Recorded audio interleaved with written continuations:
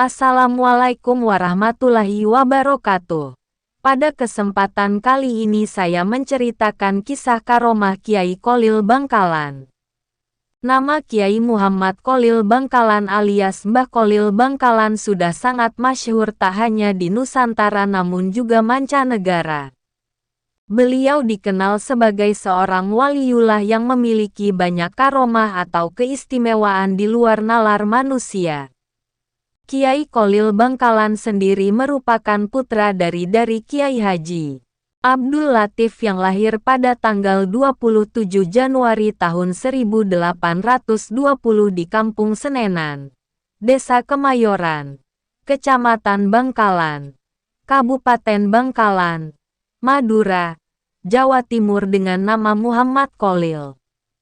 Kiai Kholil Bangkalan merupakan guru dari Kiai Haji Hasyim Asy'ari sang pendiri Nahdlatul Ulama, dan Kiai Haji Ahmad Dahlan sang pendiri Muhammadiyah.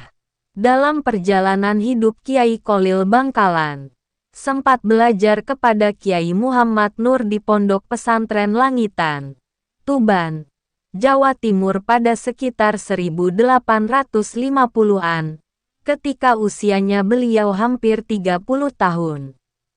Selepas Langitan, Kiai Kholil Bangkalan belajar ke Pondok Pesantren Cangaan, Bangil, Pasuruan, kemudian ke Ponpes Kebon Candi serta kepada Kiai Nur Hasan yang menetap di Sidogiri.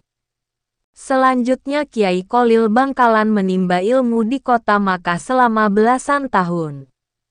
Saat berada di Makkah, untuk mencukupi kebutuhan sehari-hari, dia bekerja sebagai penyalin kitab-kitab yang diperlukan oleh para pelajar. Setelah pulang ke tanah air, Kiai Kholil Bangkalan terkenal sebagai ahli nahwu, fikih, tarikat dan ilmu-ilmu lainnya. Kemudian mendirikan pondok pesantren di Desa Cengkebuan, sekitar 1 km arah barat laut dari desa kelahirannya. Karena pulang dari Makkah telah berumur lanjut, maka Kiai Kholil Bangkalan tidak turun langsung ke medan perang dan memberontak dengan senjata. Beliau namun dia mengkaderkan pemuda di pondok pesantren yang diasuhnya untuk berjuang melawan penjajah. Kiai Muhammad Kholil sendiri pernah ditahan oleh penjajah Belanda. Dia dituduh melindungi beberapa orang yang terlibat melawan Belanda di pondok pesantrennya. Nah, saat itu terlihat karomah Kiai Kholil Bangkalan membuat santri terkaget-kaget. Kompeni Belanda pun dibuat pusing dengan berbagai kejadian yang tidak bisa dimengerti. Dikisahkan saat itu seorang santri memohon agar Kiai Kholil Bangkalan memimpin doa tahlil di daerah Gresik. Karena bersyukur permintaannya dikabulkan, maka santri tersebut menyembelih seekor sapi untuk sedekah. Namun santri tersebut kecewa saat pelaksanaan tahlil. Sebab, Kiai Kholil Bangkalan hanya membaca kalimat, La ilaha illallah, sebanyak 3 kali. Serta ditutup dengan bacaan, Muhammadur Rasulullah, lalu diakhiri dengan doa. Tahlil itu berlangsung sangat singkat dan padat. Karena penasaran, beberapa hari kemudian si santri menemui Kiai Kholil Bangkalan. Dia kemudian mengutarakan isi hatinya. Kiai, saya kan sudah menyembelih sapi. Masak tahlil hanya 3 kali?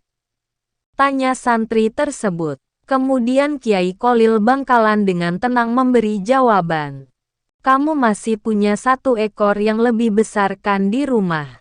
Besok dibawa ke sini ya.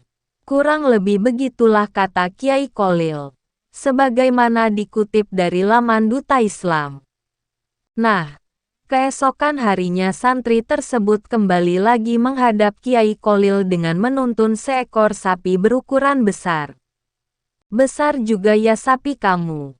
Lebih besar daripada yang disembelih saat tahlilan kemarin, kata Kiai Kholil sambil menepuk-nepuk sapi tersebut. Santri itu hanya tersenyum dan sedikit bangga mendengar pujian tersebut. Selanjutnya di depan para santri lainnya, Kiai Kholil meminta dibuatkan timbangan besar dari glugu. Setelah timbangan dari pohon kelapa telah jadi, sapi milik santri ditambatkan di sisi kiri. Timbangan pun timpang dan berat sebelah. Namun yang membuat takjub, Mbah Kholil kemudian menulis kalimat tahlil 3 kali dan kalimat Muhammadur Rasulullah yang sama persis saat memimpin tahlil di kediaman santri tersebut. Kertas tersebut kemudian ditaruh di timbangan sebelah kanan. Ajaibnya, timbangan jadi berat ke sebelah kanan. Sapi gemuk yang ada di sebelah itu pun kalah berat dengan selembar kertas yang ditulis kalimat tahlil oleh Kiai Kholil. Semua santri yang menyaksikan kejadian itu pun takjub dan mengakui karomah sang guru. Mungkin cukup sekian kisah karomah Kiai Kholil Bangkalan. Jika ada salah kata saya memohon maaf yang sebesar-besarnya. Wassalamualaikum warahmatullahi wabarakatuh.